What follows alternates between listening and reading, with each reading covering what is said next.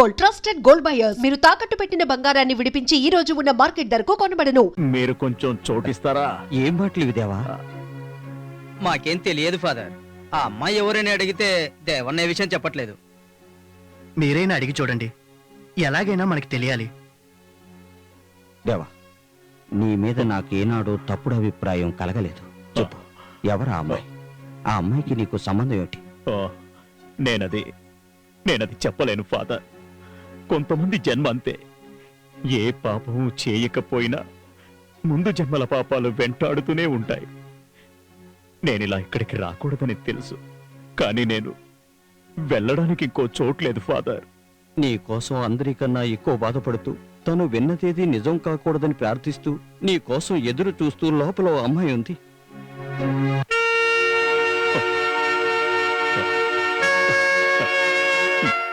Nancy, నేను father. లేదు, నీ గురించి విన్నది ఏది నేను నమ్మలేదు. కానీ ఆ అమ్మాయి ఎవరని నాకు తెలియాలి. అది నేను నీకెలా చెప్పాలో అర్థం కావడం లేదు. నేను నీకది చెప్పలేను. ఎందుకు చెప్పలేవు? చెప్పకూడదు కనుక. సరే, నేను అడగను. కానీ నేను ఇప్పుడు ఏం చేయాలో మీరే చెప్పండి. నాన్సీ, దేవా, మీ ఇద్దరికీ పెళ్లి జరగాలని ఎక్కువగా కోరుకున్నవాణ్ణి నేను. నిజమేంటో నాకైనా చెప్పు. చెప్పకూడదు ఫాదర్. ఆ క్రీస్తు దేవుడు చెప్పొద్దు అన్న మాటలు మీకు వినిపించడం లేదా? నాకు వినిపిస్తుంది. వినండి ఫాదర్, చెప్పొద్దు అంటున్నాడు. దేవా, చెప్పకూడదు ఫాదర్. చెబితే నేను మహాపాపం చేసిన వాడిని అవుతాను. ఇంకా ఈ విషయంలో అందరూ నన్ను బలవంతంగా సిలువెక్కిస్తారు అనుకుంటే నువ్వే కాపాడు తండ్రి అని అడుగుతాను. బాబు, దేవా,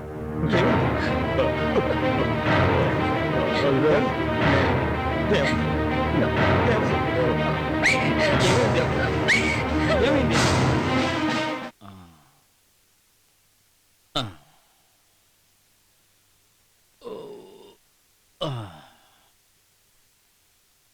నాన్నగారు రమ్మన్నారట.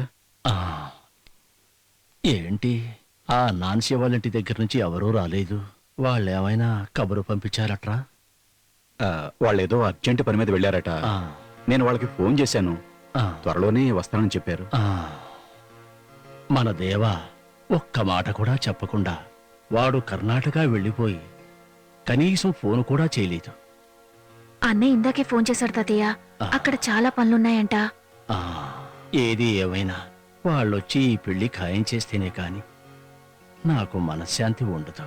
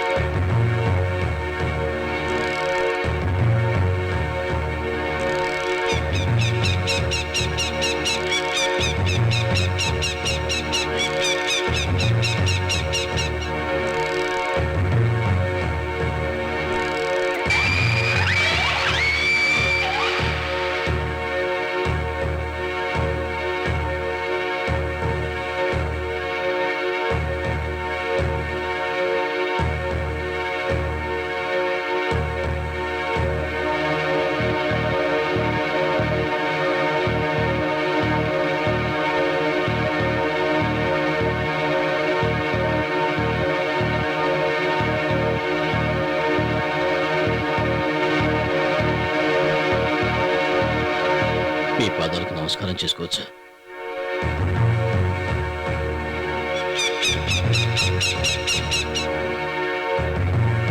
ఏమిటి నువ్వు చేస్తున్న పని? నన్ను క్షమించమని అడగటానికి వచ్చాను. మీ ముందు నుంచిన యోగ్యత కూడా నాకు లేదు. కానీ వినకూడదు ఒకటి విన్నాను. మీరు బాధపడుతున్నారని నాకు తెలుసు. అందుకే ఇక్కడికి వచ్చాను. మిమ్మల్ని చూసినందుకు సంతోషం. రా, లోపలికి రా.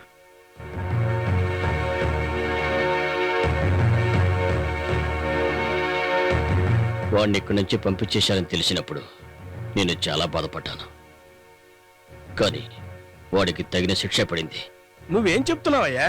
అవును, నేను ఒక నీడలాగా వాడి వెంట ఉన్నప్పుడు అన్నీ భరిస్తూ వచ్చాను. మీకెవరికీ ఏమీ తెలియదు. కర్ణాటకలో వాడు సంపాదించిన డబ్బంతా ఆ అమ్మాయి కోసమే ఖర్చు పెడుతున్నాడు. దేవా మీరనుకున్నంత మంచివాడు కాదు, చాలా నీచమైన గుణం కలవాడు. ఈ అమ్మాయి ఒక్కతే కాదు, వాడికి చాలా మంది అమ్మాయితో సంబంధం ఉంది. ఒకసారి వాడిని పోలీసులు పట్టుపోయినప్పుడు జామీన్ ఇచ్చి నేనే బయటికి తీసుకొచ్చాను. దేవుడా, ఏమిటిదంతా? ఏమిటి మధు నువ్వు చెప్పేది? మధు, నా తమ్ముడు దేవా గురించి నువ్వు మాట్లాడుతున్నావా? అవును, మీ తమ్ముడు దేవా గురించి వాడికి నేను ఎన్నోసార్లు చెప్పాను, కానీ వాడు వెళ్ళలేదు. అందుకే నాకు వాడితో తిరగటం ఇష్టం లేదు. ఎక్కడో వీధుల్లో అనాథలు అడుక్కుంటూ బతకవలసిన నాకు ఒక పునర్జన్మ ఇచ్చిన ఈ కుటుంబంతోనే ఉంటాను. దయచేసి నాకు ఇక్కడ ఉండటానికి అవకాశం కల్పించి. మేము ఇబ్బందుల్లో పడి బాధపడుతున్నప్పుడు మాకు తోడుగా ఉండి సహాయం చేయటానికి సరైన సమయంలో నువ్వు వచ్చావు. మనిషి అన్నవాడు తప్పు చేస్తాడు. ఆ తప్పుకి కారణాలు ఎన్నో ఉండొచ్చు. నువ్వు తెలుసుకుని పశ్చాత్తాపడ్డావంటే అదేరా మానవ ధర్మం. బాబు, నాన్న, ఇక నుంచి దేవాకి బదులు వీడేరా నీ తమ్ముడు. చాలా సంతోషం. ఈ జన్మకి నాకు ఇది చాలు.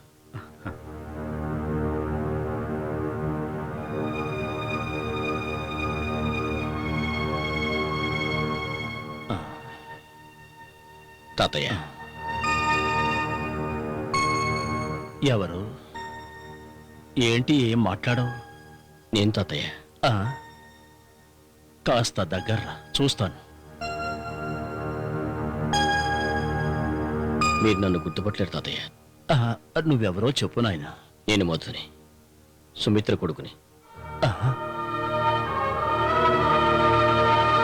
ఇక్కడ పక్కన కూర్చో. నేను నిన్ను బాగా చూడాలి.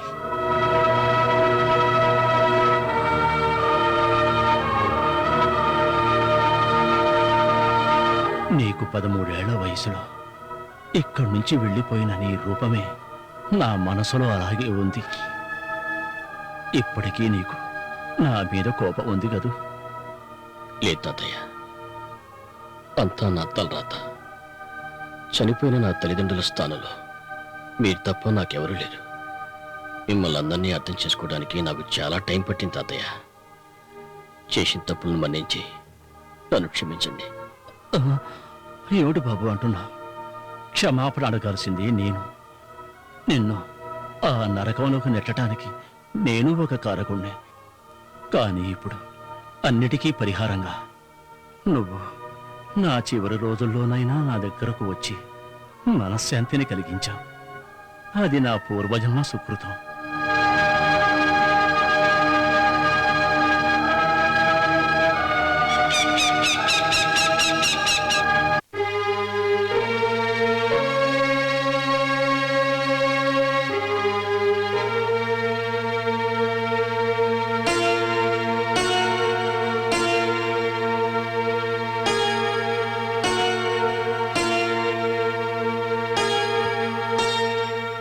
మావయ్య, నిన్ను ఇంట్లో నుంచి గెంటేసిన విషయం తెలిసి నేను దేవకి ఎంతో బాధపడుతూ నీకోసం ఎదురు చూస్తున్నావు. జరిగింది ఏదైనా నువ్వు తప్పు చేయవని మాకు బాగా తెలుసు. నీ కష్టాలన్నీ తీరిపోయే రోజు తప్పకొస్తుంది. ఆ భగవంతుడు నీకు ఎల్లప్పుడూ తోడుగా ఉంటాడు. నువ్వెక్కడికి వెళ్ళొద్దు. ఈ ఇల్లు మాత్రం నీది కదా. నీకోసం ఎక్కడెక్కడ వెతికానో తెలుసా? ఏంటో నీ విన్నదంతా. ఎరా నువ్వురా. ఎవరిదేవా కాకినాడ అమ్మాయి? నీకు అమ్మాయికి సంబంధం ఏంటి? అది నీకు అనవసరం. తెలియాలి, తప్పకుండా తెలియాలి. నువ్వంటే నాకు ప్రాణం.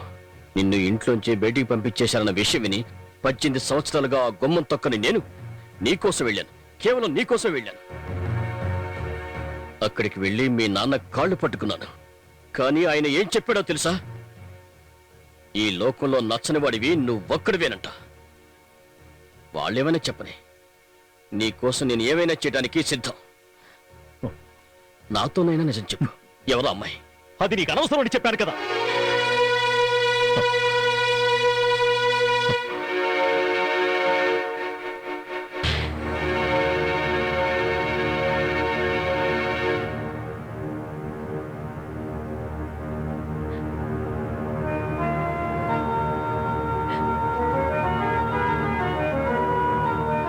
సేమ్ ఇంజెక్షన్ కంటిన్యూ చేయండి.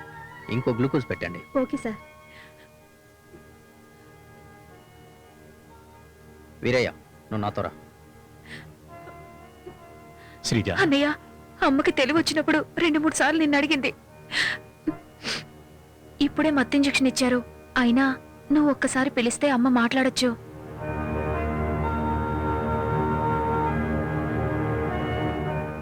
పిన్ని,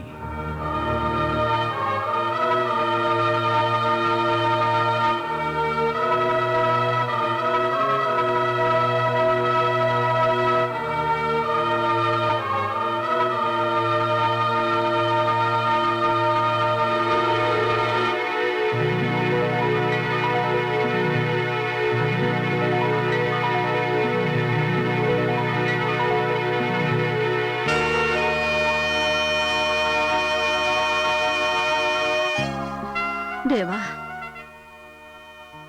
నువ్వు వచ్చేసావా నాయనా? నీకేం కాదు, నువ్వేం బాధపడకు. నాన్నగారు బాగున్నా? మా గురించి నువ్వు ఆయన్ని బాధ పెట్టద్దు. మీ నాన్నగారి పరువు ప్రతిష్టలు పోకుండా, శ్రీజ ఆయన కూతురని ఎవరికీ తెలియకుండా ఇన్నాళ్ళు కాపాడుకుంటూ వచ్చాను. ఇక నా వల్ల కాదు నాయన. శ్రీజకి నువ్వు తప్ప ఇంకెవరూ లేరు. దాన్ని శ్రీజకి నేనున్నాను. సంతోషం నాయనా. శ్రీజ ఎవరని మీ నాన్నగారితో ఎప్పుడూ చెప్పనని నాకిచ్చిన మాటని నువ్వు నిలబెట్టుకోవాలి.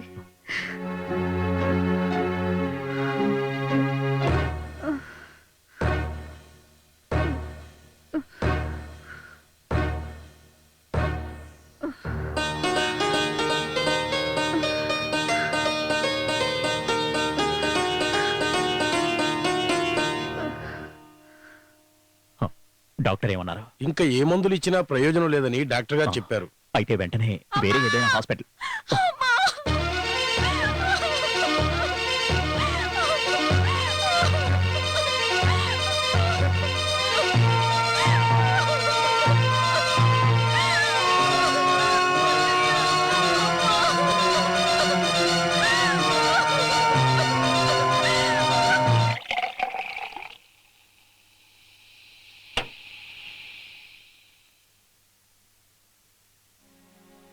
అదిరిపోద్దిరా ఫుల్లుగా కొట్టి తందనాన్న చెప్పేస్తే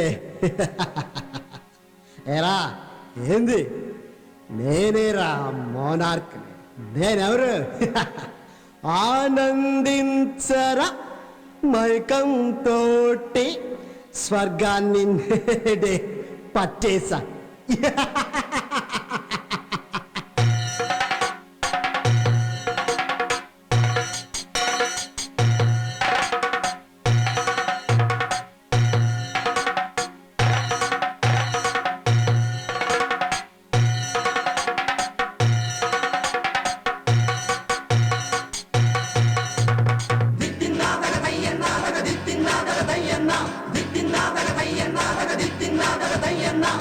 అదిరిపోద్దిరా ఫుల్లుగా కొట్టే తందానాన్న చెప్పేస్తే ఆనందించరా మైకంతోటే స్వర్గాన్ని నేడే పట్టేస్తా.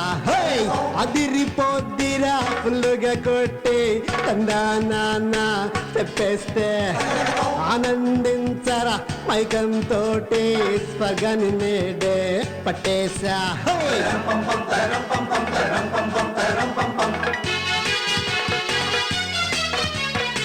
పోకిరిగాళ్ళకు పోకిరి నేనే, నా ముందు ఆటలు సాగబుల్లే.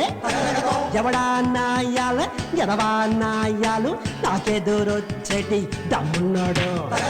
పోకిరిగాళ్ళకు పోకిరి మేమే, మా ముందు ఆటలు సాగబుల్లే. ఎవడా నాయాలు ఎదవా నాయాలు మనకెదురొచ్చేటి దమ్మున్నాడు. అదిరిపోద్దిరా ఫుల్లుగా కొట్టి తందానా చెప్పేస్తే ఆనందించరా మైకం తోటి స్వర్గాన్ని నేడే పట్టేసా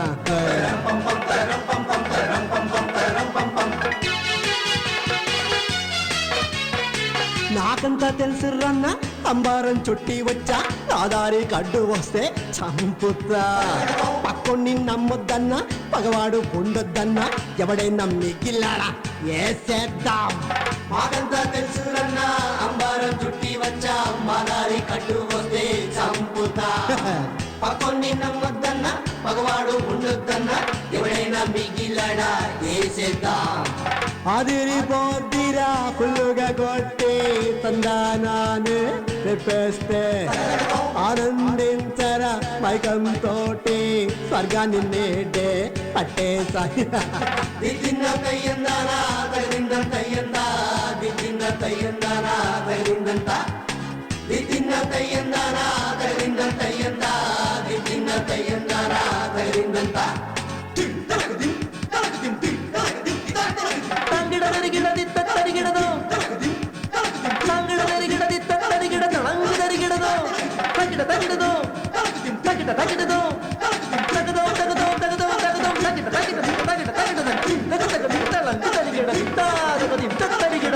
ఆపండ్రా. మీరు చేస్తున్న ఈ గోల పక్కింటి వాళ్ళకే కాదు ఊరంతటికి వినిపిస్తుంది తెలుసా? ఇంతకాలం సహించాను. ఇవన్నీ ఇక్కడ కుదరవని ఎన్నోసార్లు చెప్పాను. నువ్వు వినిపించుకోవడం లేదు. ఈ రాత్రి నిన్ను బయటకు పంపించి వాళ్ల ముందు నీ పరువు తీదలుచుకోలేదు. ఇంకోసారి ఇలా ప్రవర్తించావో ఇంకోసారి చేస్తే ఏం చేస్తావు? ఏం చేస్తావని అడుగుతున్నాను. నడవరా బయటికి. వదలరా, నువ్వు తాగిన మందే నీ చేతిలో చేయిస్తుందిరా. ముందు మా నాన్న శివరాం ఆత్మ ఇదంతా చేస్తుంది.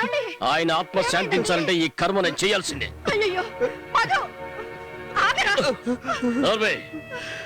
ఆ జన్మ శత్రువుని చంపడానికి పుట్టిన ప్రళయరుద్రుడు నేను. శత్రువు వాడే ఆ దేవా అమ్మాయితో ఉన్న ఫోటోని నాన్సీ వాళ్ళ అన్నయ్యకి ఇచ్చింది నేనే. వాడిని ఇంట్లోంచి పంపించడానికి కారణం నేనే.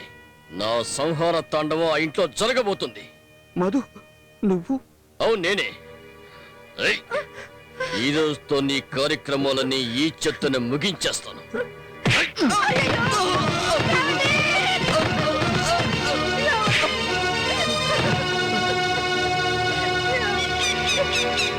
ఈ రోజు నుండి ఈ ఇంటికి నేనే పెద్ద.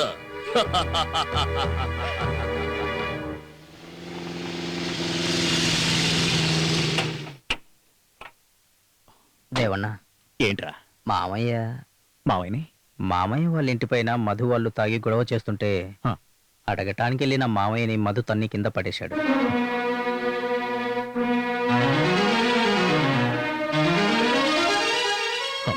వచ్చావా? మావయ్య, మీరేం బాధపడకండి. నేను బాధపడ్డం లేదయ్యా. నా పరిస్థితి చూసావుగా, నా మనసు పడే ఆవేదన. నువ్వు వాడిని చూసావా? లేదు, వాడు నా కళ్ళకి కనపడకూడదని కోరుకుంటున్నాను. వాడిప్పుడు ఊహించని విధంగా ఎంతో మారిపోయాడు దేవా. ఏదో తెలియక చేసి ఉండొచ్చు. నా కోసం వాడిని క్షమించి వదిలే. వాణ్ణి నువ్వు ఏమీ చేయనని నాకు మాటివు.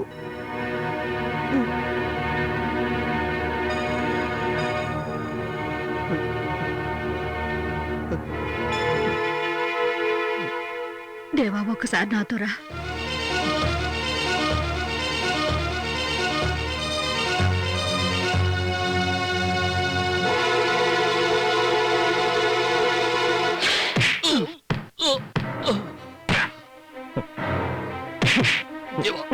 నీ చెప్పే కష్ట విను.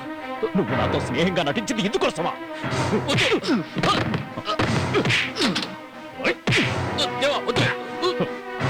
వాడే ఆటలకి ఈరోజు ముగిపిస్తాను.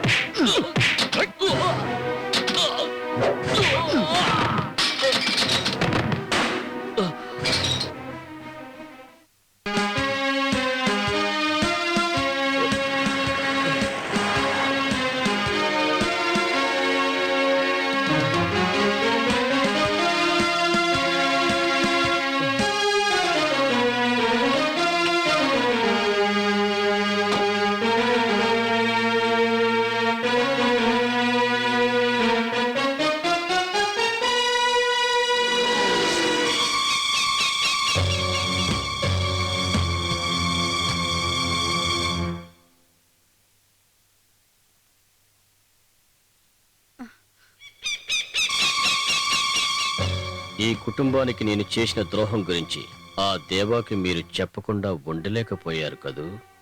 నీ చెప్పేది నిజమే కదూ? మధు, అది నేను చెప్పాలి, తప్పేమీ లేదు. అయినా తెలిసినా వాడేం చేయగలడు చెప్పు? అయినా దేవాకి తప్ప ఈ విషయం ఇంకెవరికైనా చెప్పావో గుర్తించుకో. పుట్టినప్పటి నుంచి ఇంతవరకు ఎంతో మందిని చంపిన ఈ చేత్తో ఇంకో పాపం చేయటానికి నేను వెనుకడను. అందులో సందేహమే లేదు. అలా జరగకుండా ఉండాలంటే మీరు జాగ్రత్తగా ఉంటే కొన్ని రోజుల పాటు మీ వారికి తోడుగా బతకచ్చు. అది చెప్పటానికి నేను ఇక్కడికి వచ్చాను.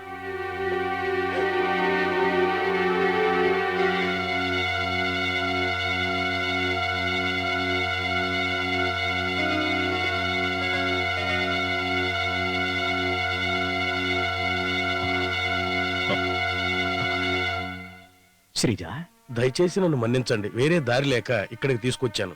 ఏం జరిగింది? మీరు అక్కడి నుంచి వచ్చేసిన తర్వాత ఎవరెవరో వచ్చి మమ్మల్ని చంపేస్తామని గొడవ చేశారు. ఇన్నాళ్ళు ఈ పిల్లని ఎలాగో కాపాడుతూ వచ్చాను. ఇక కాపాడటం నా వల్ల కాదయ్యా. ఫోన్ చేస్తే మీరు నాకు దొరకలేదు. అందుకే పాపం నేరుగా తీసుకుని మీ దగ్గరకు వచ్చాను. ఏమనుకోవద్దయ్యా. దేవనా, వాడే ఆ మధువే ఈ పని చేసి ఉంటాడు. శ్రీజకి ఇక్కడ విషయాలు తెలియకూడదు. ఇప్పుడు మనం ఏం చేయాలి? శ్రీజ నాతో పాటు ఇక్కడే ఉంటుంది. లోపలికి రామా.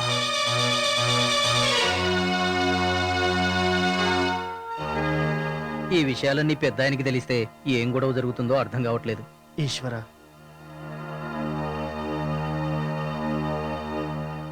అమ్మా, నాన్నగారు వస్తున్నారు. ఏమిటిది శ్రీదేవి? పచ్చి మంచినీళ్ళు కూడా ముట్టకుండా అలా కూర్చున్నావు. నేను భరించలేకపోతున్నాను. వాడి గురించి విన్నదేది నేను నమ్మలేదు. వాడు అమ్మాయిని తీసుకొచ్చి ఇక్కడే కాపురం పెట్టాడని తెలిసినప్పుడు మనం విన్నదంతా నిజమని తెలిసిందండి. మీ బాధలన్నీ మీరు నాతో చెప్పుకొని ఏడుస్తున్నారు. మరి నా బాధలు నేను ఎవరితో చెప్పుకోను? అత్తయ్య, ఈ సమస్యలన్నీ త్వరలో తీరిపోతాయి. అనవసరంగా బాధపడకండి. నీకు నేను చాలా ద్రోహం చేశాను. కానీ నువ్వు అవన్నీ మర్చిపోయి సొంత కొడుకులాగా కష్టాల్లో ఉన్న మమ్మల్ని ఆదుకోవడానికి వచ్చావు. అది నా బాధ్యత మావయ్య. ఈ కుటుంబం పరువు ప్రతిష్టలు వాడు పట్టించుకోకుండా సర్వనాశనం చేస్తుంటే నేను ఎంత బాధపడుతున్నానో తెలుసా? కానీ నాకు తెలుసు, వాడు చేస్తున్న ఒక్కొక్క చెడ్డ పని వల్ల మీరు మానసికంగా చాలా బాధపడుతున్నారు. నీ మంచి మనసుకి నేనేమిచ్చినా తక్కువేరా. ఈ కుటుంబానికి అండగా నువ్వు ఇక్కడే ఉండిపో బాబు.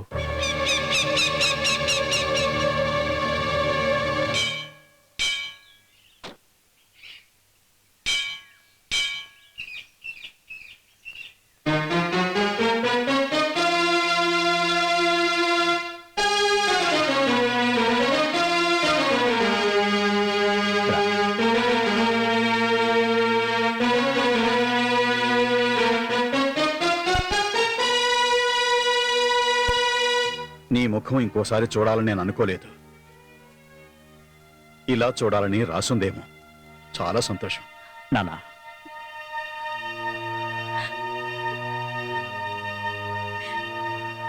నువ్వు ఇంట్లోంచి బయటకు వచ్చిన తర్వాత అయినా మంచి బుద్ధిని ప్రసాదించమని ప్రార్థించే అమ్మ ఇంట్లో ఉందని నువ్వు మర్చిపోయావురా. ఈ జన్మలో నీకు బుద్ధి రాదురా.